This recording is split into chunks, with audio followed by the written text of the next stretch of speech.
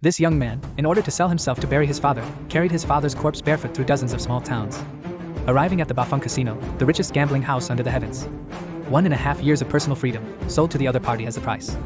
And on the spot, he made a vow: in 5 years Su-han will live only for himself. However, the moment he was thrown into the cabin, I've just realized, this world-renowned gambling house known far and wide. It's all about the #1 assassin organization in the underworld. Saluo Shop, the secret training base for cultivating assassins. Su-han, to survive, I have no choice but to become stronger. Grinding away day and night without a break. But still couldn't escape the drill instructor's scolding and whipping. Until this day, a newcomer named Lu Xing appeared. That was what completely changed his life. Together, they fought off their enemies, their martial skills growing stronger by the day. Quickly, they became one of the standout talents of the same thunderous realm. And what awaits them is an even more brutal trial. Under the hush of cold, a group was dispatched to the ancient forest for a trial in the dead of night. Suddenly, I noticed a demon butcher in the distance, hacking away at human flesh. Who knew that the bald guy leading the pack would have the audacity to say, with no shame at all, "Just a mere female demon, master, I can take her head with a mere flick of my wrist." But she didn't even wait for the guy to finish talking. That shiny, bald head of his was effortlessly plucked off by the sorcerer's apprentice, savoring the pleasure that comes with the taste of fresh blood. With a quick response, Lu Xing shouted, "Run for it!" But the younger brother ended up taking the hit. Suddenly, during the break, the demon teacher beheaded him. Meanwhile, Su and Han seized the opportunity to flee for their lives desperately. Not until he ran into a dead end did he stop in his tracks. Just when Su-han was feeling relieved, the demon sorcerer suddenly leaped with a bang, landing right behind the two of them. Seeing this situation, the two could only fight to the death. But how could an apprentice from a small training town be a match for him? Just a single pack of instant noodles. If you look for him, you'd send Lu Xing flying up the mountain. Then, baring its fangs, it pounced on Su-hai. Right at this critical moment, Lu Xing, wielding a knife from behind, leapt forward and plunged the blade fiercely into the sorcerer's back. But this stab didn't hit any vital spots. Instead, it completely infuriated the other person. His eyes glowed with a saintly red light, making him all the more terrifying. The frenzied demon master, howling, charged at Lu Xing. Her hands were clenched tightly against Lu Xing's chest. Wants to devour Lu Xing in one bite. Witnessing a brother-in-arms facing imminent danger, Su Heng recalled the key points of martial arts training. Leaping into the air, he vaulted from behind, plunged the long sword straight into the back of the skull in the waist chamber. Alas, this thing, its vitality is so damn stubborn. If the enemy resorts to this, then, within, one must fight with one's life on the line. Su-han employed all the skills he had mastered throughout his life. With both hands wielding the blade, he beheaded him. Afterwards, the man collapsed to the ground as if on cue, completely losing the ability to stand up again. The crisis temporarily averted, the two looked up at the sky. Su-han was reminded of the girl who once gave him steamed buns on the street back in the day. If I'm still alive in 5 years and gain my freedom, I'll go find him immediately. But just as they were dreaming and teasing each other, a drenched young man suddenly appeared. The person mumbled timidly, indicating, "It's dark, I'm lost, and I'm looking to borrow a light." Without prior acquaintance, they greeted each other with warm and enthusiastic hospitality. Who would have thought, as soon as the young man approached the campfire, he then swung the cloth bag in his hand, knocking over the fire pit. A fresh, severed human head slowly rolled out. And Lu Xing, unable to dodge in time, was accidentally struck by the charcoal, leaving his eyes unable to move. Su-han, upon seeing the magnificent horse give birth, pushed Lu Xing out of the way to get closer to the fire. As a result, he himself fell victim to the young man's sneak attack, a blade piercing through Su-han's chest with brutal force. And then, in an instant, a gush of hard blood burst forth. Upon learning that his friend Lu Xingjian had been victimized, he was immediately overwhelmed with rage. Ash path, clashing blades with my significant other. Who would have thought? This scrawny kid turns out to be terrifyingly powerful. Lu Xing's killer moves were all effortlessly dodged with a quick sidestep, and then, another slash was delivered deep into Lu Xing's left shoulder. The blade is relentlessly twisting back and forth in the wound. The young man looked amused and said disdainfully, "These demon sorcerers, the rejects of the trial, transform into everyday food items, mingling with waste pills infused with demonic essence. If the trial isn't completed within 15 days, everyone will be bewitched by the demonic aura pervading this place." Having said that, the young man completely lost his sanity. By killing just one more person, he could complete the trial. But this Sulu duo is taking off, exceptional in every way. Right as the kid was about to dig in with a hungry look on his face, the knife in his hand was gripped tightly by Lu, refusing to let go even in the face of death. No matter how hard he tried, the long sword remained unyielding and unresponsive. This moment is the perfect opportunity for Su-han to make his move. A knife plunged directly through the young man's palm. The young man, in a fit of hysteria, wants to kill everyone. But Su and Lu were no mere pushovers to be slaughtered at will. With a single strike, the blade pierced straight through the young man's chest. With a piercing scream full of arrogant defiance. The phrase you provided is a bit fragmented and could use some additional context for a more accurate translation. However, I'll do my best to translate it into idiomatic American English. Young Xing collapsed, completely gone, and then ascended. This sentence seems to describe a dramatic scene, possibly from a novel or a story, where a character named Xing falls to the ground, perhaps metaphorically indicating a loss or defeat, and then experiences some kind of elevation or transcendence. The term can mean physically rising or possibly a spiritual ascension, depending on the context. At this moment, Su Han also fell to the ground, unable to rise, due to the tribulations he faced. He ordered Lu Xing to return with 10 heads as proof of his mission's completion. But how could Lu Xing commit such an act of betrayal and abandonment? He pondered, recalling the signal of spiritual kinship that signified a successful passage. Jianxing left his hopes to his close friend, Su Han. And as for myself, I walked alone into the depths of the ancient forest. Subsequently, several elders clad in black robes swiftly arrived at the scene, looking at the unconscious Su Han in front of him, and the correct number of heads. Among them, an elderly man pulled out a registry from his bosom. It was precisely the certification of Su Han's transformation into an assassin of the Shura Hall. And at this moment, these old men couldn't possibly imagine that the dying young man before them would turn out to be the pivotal figure who would one day shake the very foundations of the world. Years later, 3 young assassins quietly slipped into the governor's bedroom. And there lies the man, kneeling on the ground, stripped of his will to resist. This text appears to be a mix of classical Chinese phrasing and some possibly colloquial or dialect expressions. The translation to American English would need to capture the essence while adapting it to a more understandable form. Here's an attempt. The city governor himself, Yanguan Mountain, was seen with a stubborn look on his face, declaring, "If you want to execute Yao Guai, head west, and listen to the honored defense." Please note that without additional context or a more complete understanding of the original text setting and characters, this translation might not fully capture the nuances. Yanguan Mountain seems like a name or a title, and Yao Guai could be a person's name or a term from a specific fictional universe. Is not directly translatable as it seems to be an error or a term not commonly recognized in standard Mandarin Chinese. If this is a quote from a specific novel or story, providing more context would allow for a more accurate translation. But the leader of the masked youths wouldn't have it his way, and with a cold snort, he dismissed the idea. The assassin behind him then used his wife and children as leverage. Then, the masked youth threatened. "In the presence of the Prince of Suluo, we believe in eradicating the problem at its root. It would be wise for the governor to be vigilant at all times." Upon facing the appointed time, Governor Lu, a man of deep feelings, could not contain himself, and his inner defenses were utterly shattered. Falling to his knees, he expressed a sense of defeat. "I lay it all out." The masked youth leading the group immediately raised his hand with a wave. The wife and child returned to the arms of the governor, and at that moment, she had no more reservations in her heart. During the late-night tea gatherings, the official Sun Ling, who was a military commander of the city, not only embezzled public funds for his own gain, but was also willing to injure or even kill the common people. As Yan Guanshan, though I serve as a borderland governor, I, Shi Junlin, am not without concern for my soldiers. The moment I was given to the emperor as his sworn brother, I never thought of living on. I can only resent that Gong Sun Ling, who still clings to power, poisoning and tormenting the people. It is my failure at Yan Official Mountain, a sign of incompetence, and a betrayal of the emperor's trust. Upon understanding the reason behind it all, the young man spoke calmly. "If that's the case, then I'll just let you two be." Suddenly, there's a loud bang! 2 assassins quickly positioned themselves in front of Yanguan Mountain. Scalding hot blood splattered across the man's cheeks. Yan Guanshan opened his eyes in disbelief. The origin, the myopic landing, the assassin out to kill him. And on the masked youth's sword, hot fresh blood was flowing. Then, turning to Yan Guanshan, he said coldly, "Take your wife and children and leave this place at once. Never again enter into the world of officialdom in this lifetime." Discovering the assassin before you is none other than a moment of chivalry. Yan Guanshan quickly embraced Quan in gratitude. So he took his wife and child and fled into the night, seeking refuge in the seclusion of the mountains and forests. Subsequently, the masked young man immediately wrote a letter. In the letter, she falsely claimed, "At Yen Pass, the entire family perished. Lips red, birds blue, in madness, died in battle. Hush, a cold, silent reward." Then, a fire was set that burned the governor's mansion to the ground. And the very next day, bright and early, that corrupt official, Gong Sun Ling, was hanged at the city gates. This happened as Su Han suddenly received urgent orders to reassign.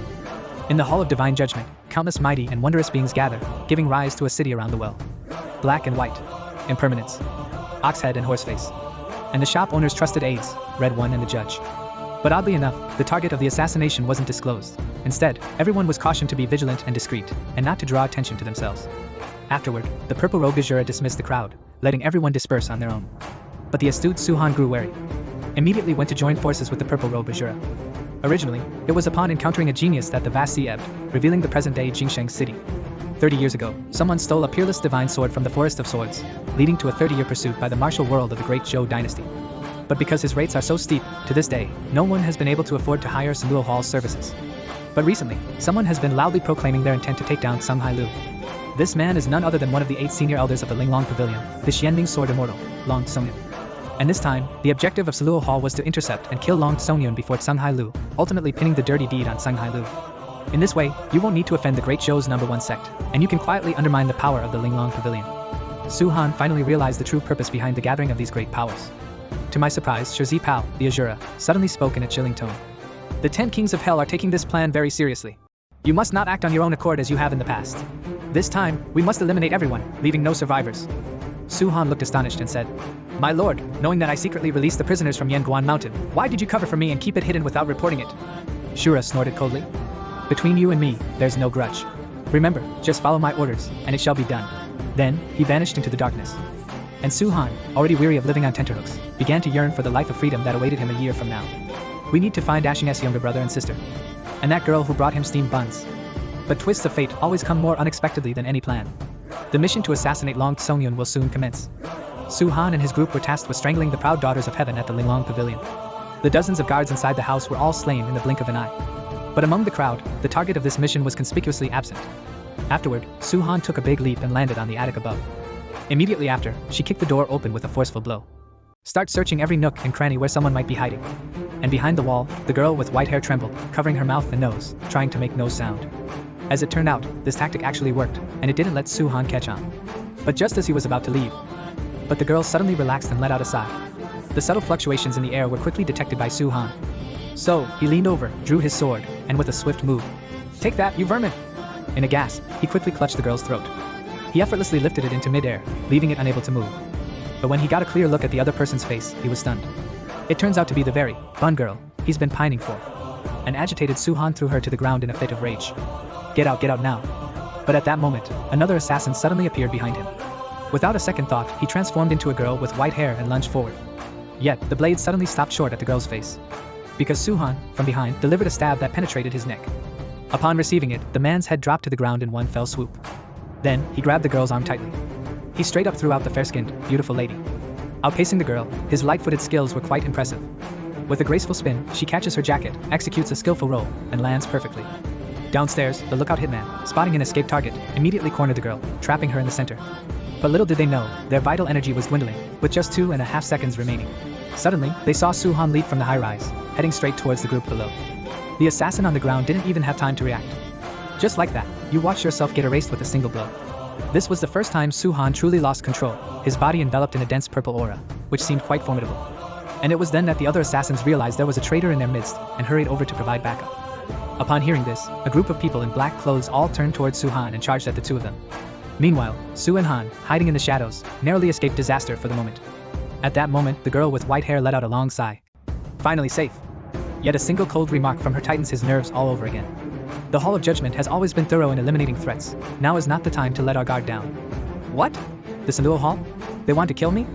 Seeing the worry on the girl's face, he comforted her and patted her on the shoulder, saying, "Don't be afraid, I'm here for you. I'll make sure you get out of the city safely." After saying that, the two of them vanished into the night. After a long overnight drive, Su-han finally shook off his pursuers and managed to escape to safety. This is a letter delivered by a crow. After the assassination attempt at Sanluo Hall failed, Sang-hai Lu stepped in and saved Long Tsungyun.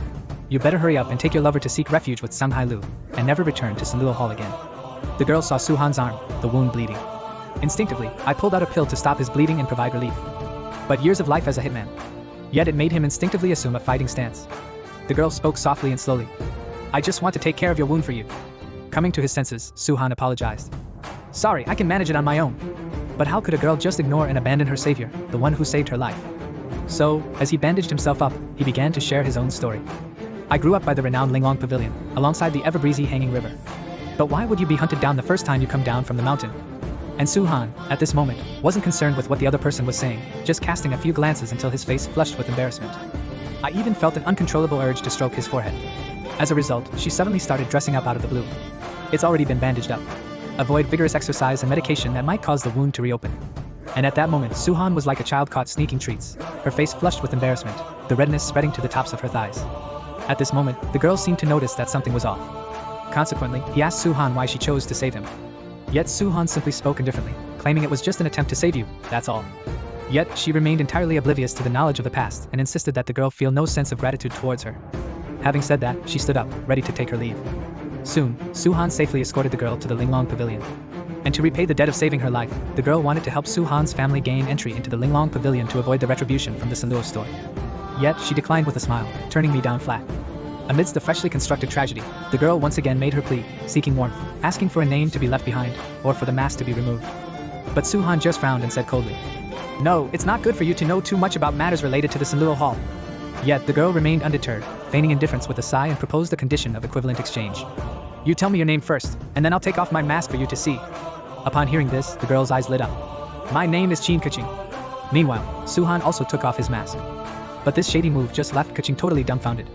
Because beneath the mask, there's another mask. And after the two shared a simple laugh, Suhan then formally bid farewell to Kaching.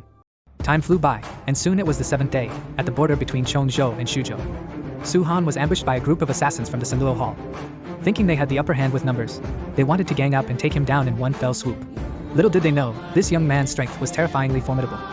He only issued a single command, and the front row pawns were instantly taken out by him. But alas, the sheer number of them was just too overwhelming. After several rounds of relentless effort, Suhan gradually began to show signs of weakness. This is the boss calling the shots. At his command, everyone jumps in, just make sure to leave the guy breathing.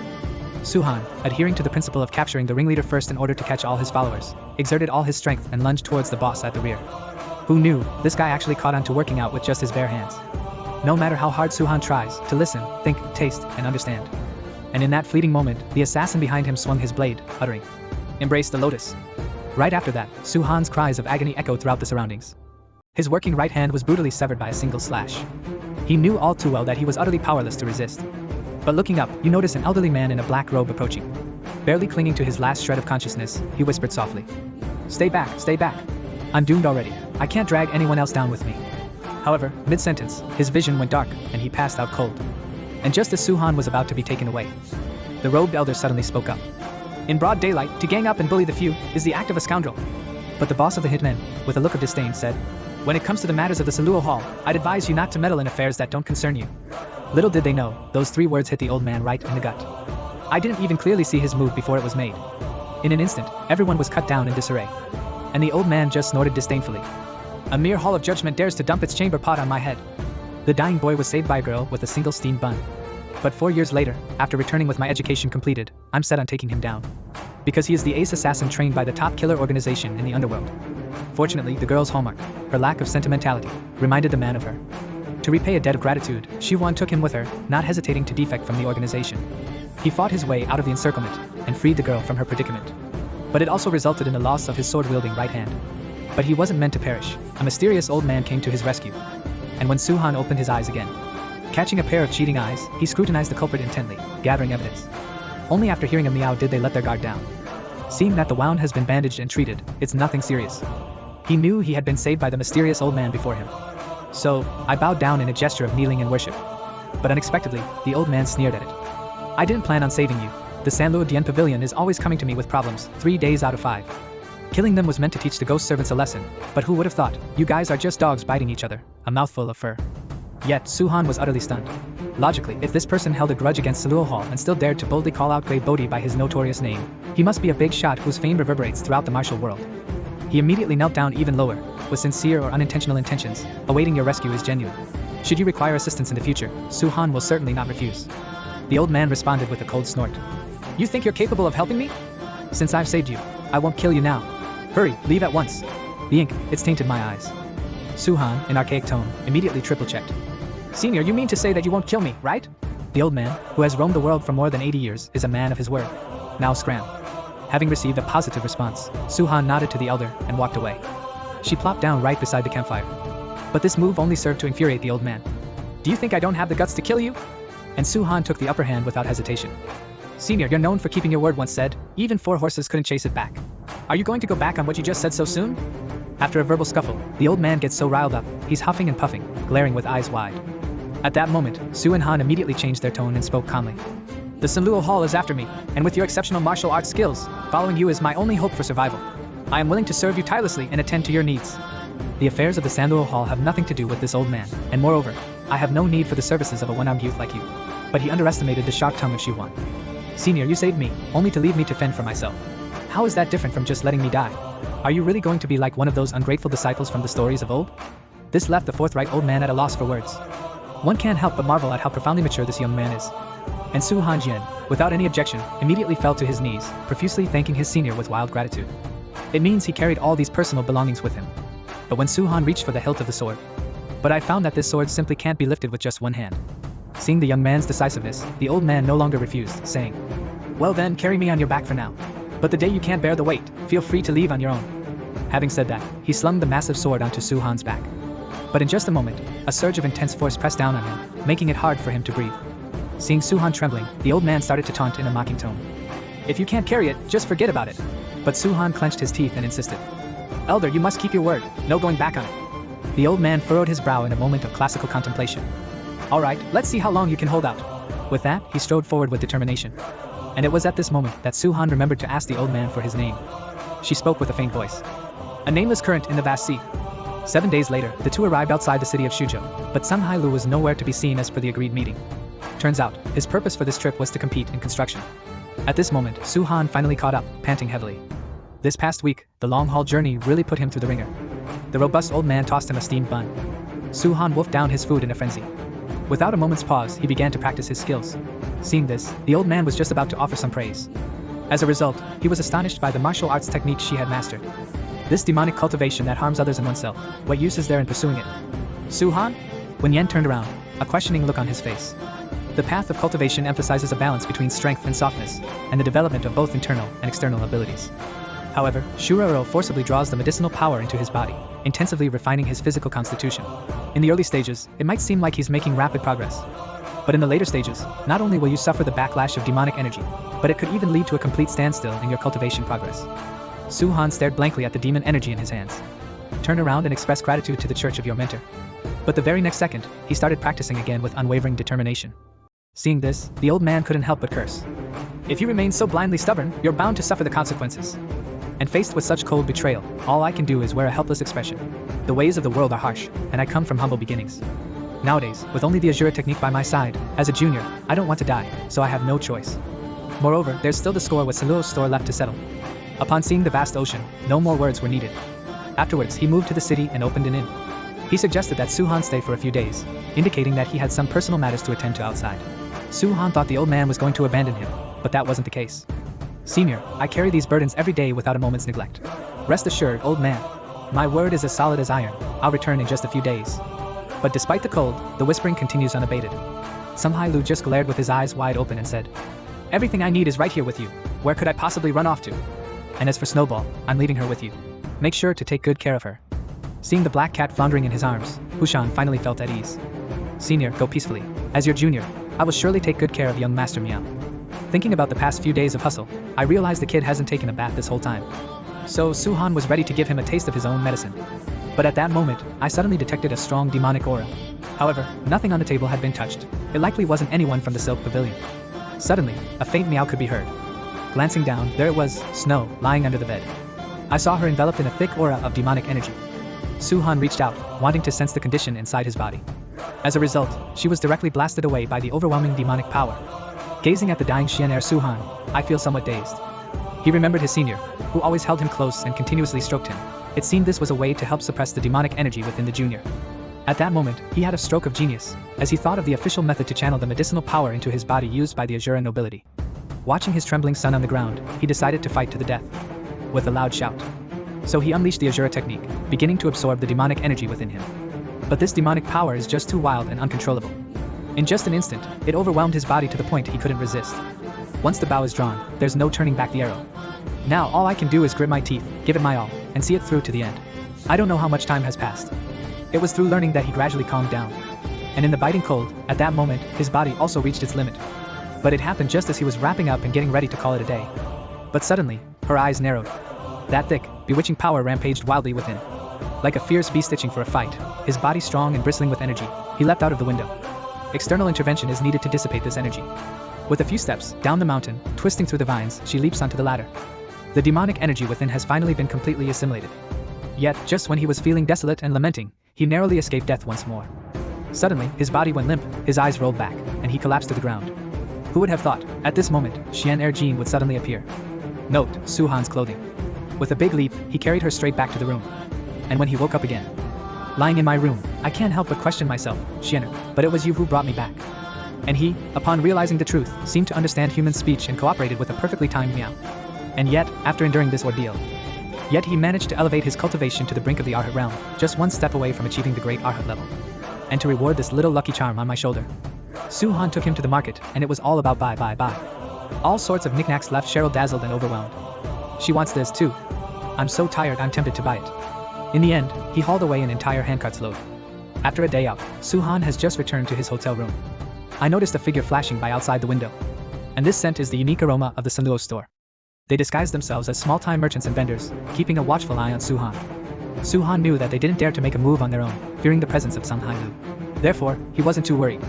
Kid, don't be afraid. These are just small fries. Once the senior comes back, he'll drive them all away. But half a month has passed, and there's still no sign of Sang Hai returning. And the person keeping watch at the door never made a move. This made Su-han sense that something was off. So, he packed up in the middle of the night with snow, ready to make a quick getaway.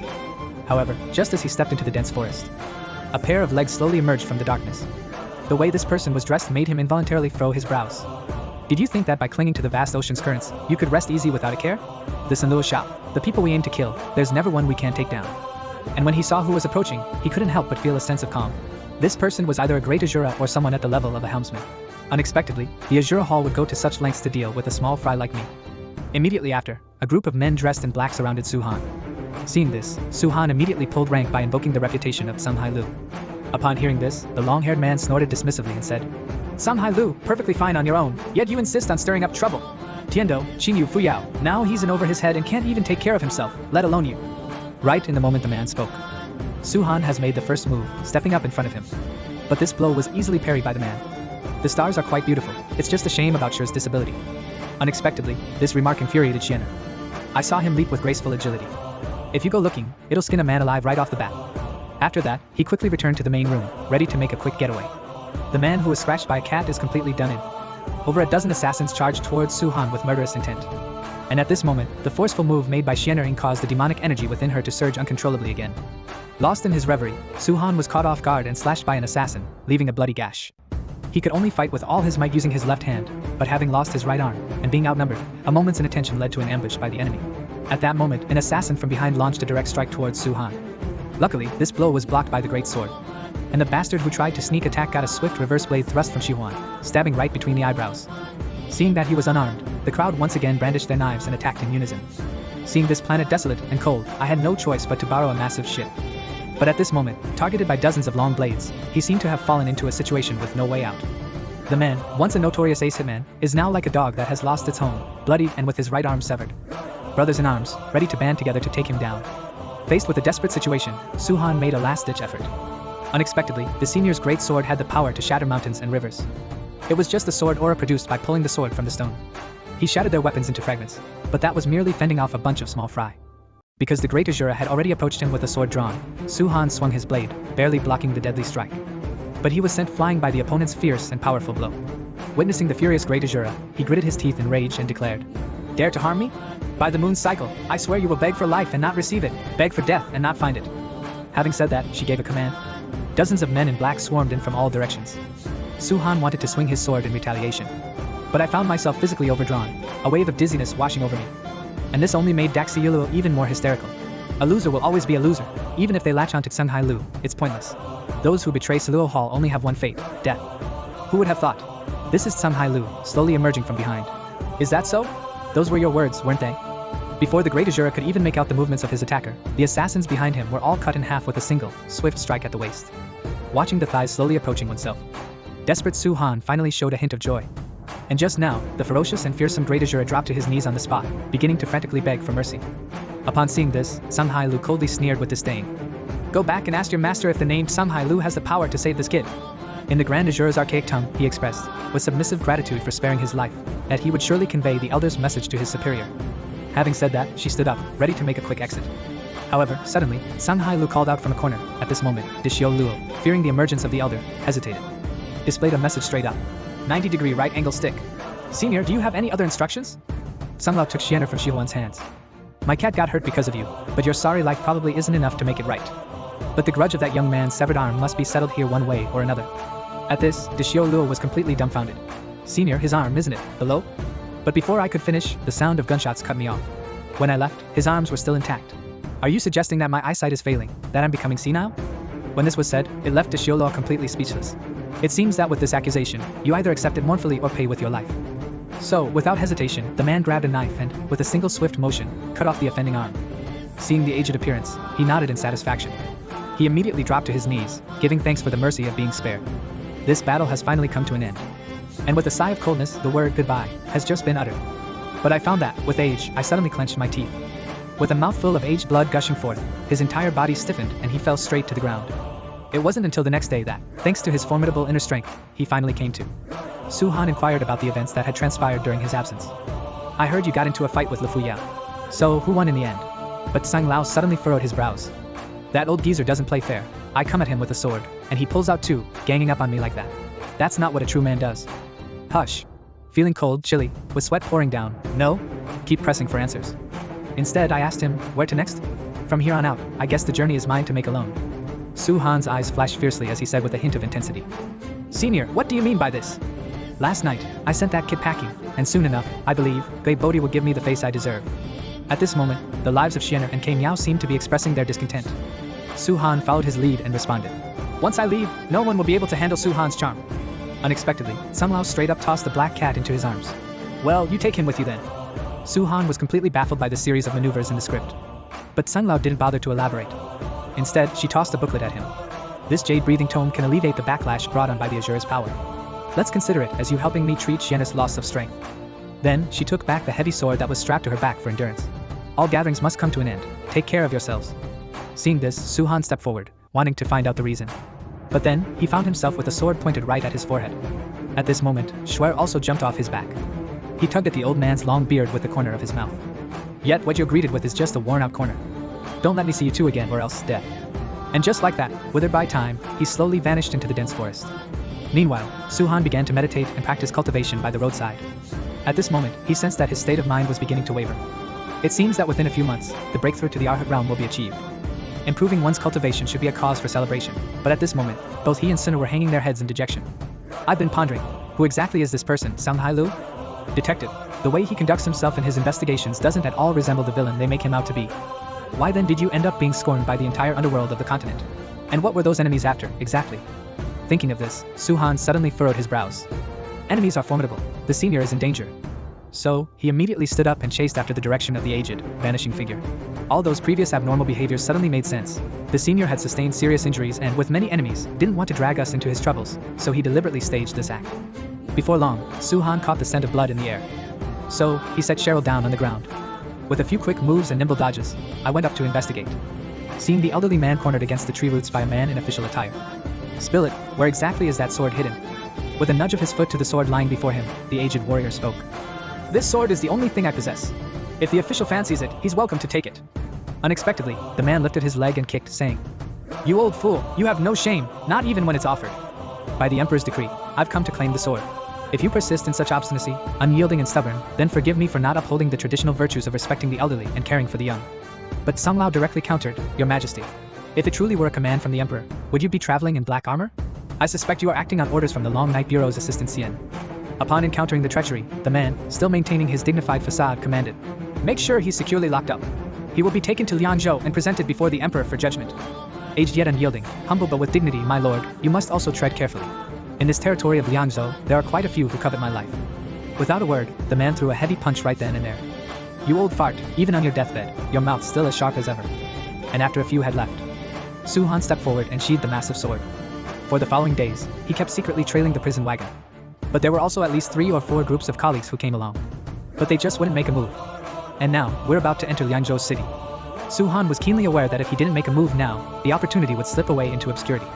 Out of the blue, divine reinforcements descended from the heavens. A group of masked individuals suddenly swarmed the vehicle and launched an attack. After the black cloth was lifted, and it was confirmed to be Songhai Lu. The groups lurking in the shadows also slipped in to join the fray. And that leading official, it was merely a chance encounter. He was jointly forced back dozens of meters by the other party. A man who values his life didn't hesitate for a second. Self-preservation is key, so he quickly got out of there. Seeing this, Su Han couldn't help but curse under his breath. Idiots, just keep at it. Fight a while longer, end up both getting hurt, that'd be perfect. In the fluid battlefield, the situation changes in the blink of an eye. The people in black clothes off stage actually started brawling with each other. So Su Han embarked on a fierce struggle for survival. Soon enough, these 3 brothers wiped out everyone present. The bearded guy leading the group couldn't help but burst into laughter. The infamous Songhai Lu of the martial world is now ours. And just then, Su Han Shi was struck by an arrow, bursting forth from the sky. This old man once, in the snap of a finger. He then cut down tens of thousands of elite assassins right in the middle of their chaos. His unparalleled swordsmanship made him invincible in the martial world for a decade. But now you've fallen from grace, reduced to begging, at the mercy of others. Even the bandits and horse thieves wanted to skin him alive. Fortunately, Su-han, who owed a debt of gratitude, arrived just in time. With an arrow shot while riding, he forcefully cleaved the robber's long knife in two. The majestic Danyang, adorned as it enters the era of the great city. He was shockingly killed on the spot by Su-han's sword energy, in the midst of battle. And as the opponent reeled in shock, Su-er took a big leap and kicked right in the adversary's face. Robust. With the sword drawn, Brother Beard charged towards Su-hanchi, but Su-han remained unmoved, casually releasing an arrow. A surge of intense purple energy split the earth in two. This season, they might look fierce, but they're just too slow. You just see Beard Rose sidestep with ease, and he effortlessly neutralizes the threat. And Su-han, without hesitation, let out a cold snort. He took the arrow that struck him and threw it back as a projectile. This bizarre move left Brother Beard lost in thought. But as the great sword passed by, seizing the right moment, he quickly gripped his blade and charged towards Shiwan. Kai Liang was stunned in place the next second, because that sword strike just now wasn't aimed at him at all, but rather to release the imprisoned Sanghai Lu, old and exuding a terrifying aura of dread. Scared the man so much he collapsed to the ground, trembling in his legs.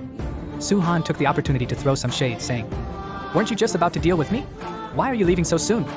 Hearing this, the two horse bandits immediately began frantically kowtowing, pleading, "We're just lowlifes, blind to greatness. Please, young master, have mercy and spare us." All that could be heard was the old man's voice bellowing loudly, "Get out!" So, the two of them got up, stepped onto their foot power arrows, and took off immediately.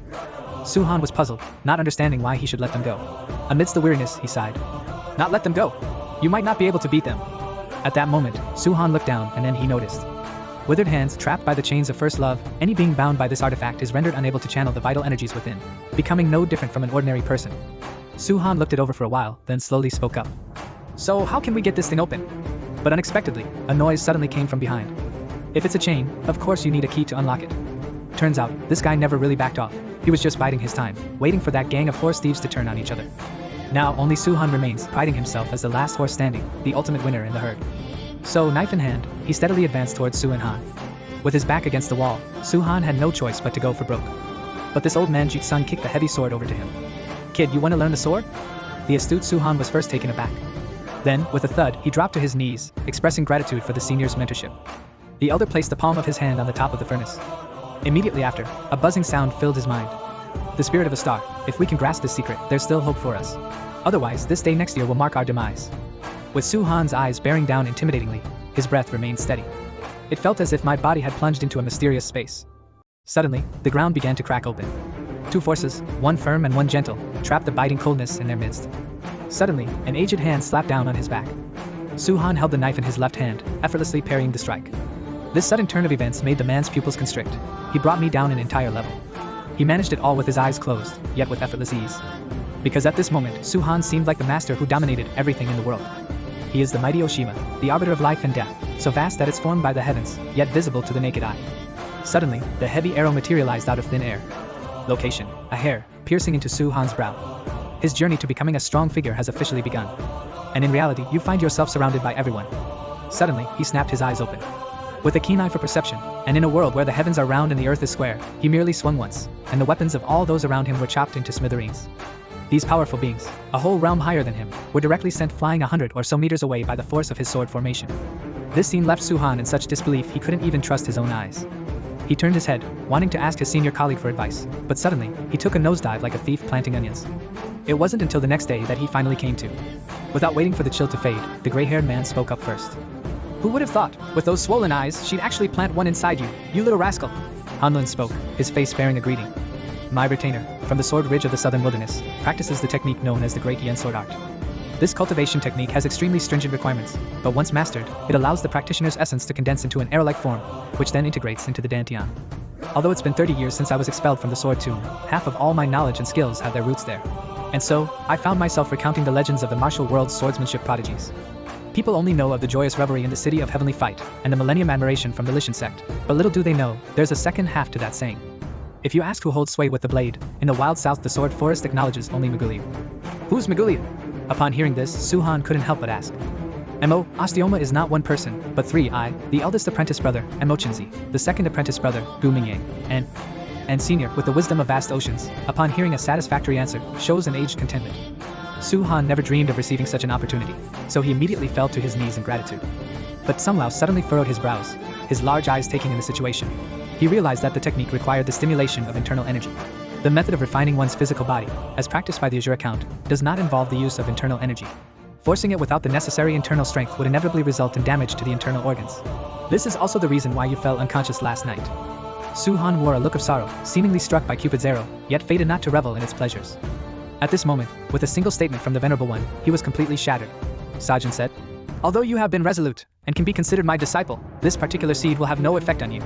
Since there's no mentorship to back you up, you'll have to walk the path of the Queen on your own." Jian's son, always intent on driving him away, spoke out sternly to break the cold silence. "Elder, you have shown me kindness, and now you are facing great adversity. If I were to stand by idly, it would not only be wrong by principle, but it would also leave me restless at heart. In this world, I have no attachments except for a blood feud with the Silk Veil Hall. In this life, my only path to redemption lies in removing the egg position. I implore you, Elder, to grant me this favor." The aged master, Xin Yuanyi, made a decisive move that caught the attention of the extraordinary man. "Do you know where I am headed on this journey? Wherever the elder seeks to go, the junior shall follow." Yuzhou Dayuan Mountain, and with that, the two set off on their journey. It wasn't until October of that year that they reached Shizhou city on the border, where the landscape stretched for thousands of miles, a vast expanse of white without a hint of green. And at this moment, an elderly man in the tea house, who had been sitting quietly in this spot for several months, looked on. Every day, she guides, a cup of hot tea warming the body, never speaking a word. Until this day, he suddenly blurted out two words. "They're here." And the ones who arrived were none other than the aged, the frail, the empty, and the cold duo. Seeing the elderly shiver with frailty, he hastily offers a consoling smile. "Master, my apologies for making you wait anxiously. There were some matters on the road that caused the delay. If there's to be punishment or reprimand, I am ready to accept whatever you see fit." Two highly esteemed big shots, at this moment, are like old kids bickering with each other. Aware of his own disadvantage and aged appearance, he gestures and calls out, "Boss, bring out the best wine and finest dishes. Don't skimp on anything for this honored guest." Su-han was well aware that this elderly man was a dear friend from his youth. So, he quickly bowed and greeted the senior. The ancient sage used his inner power to project his voice to the elder.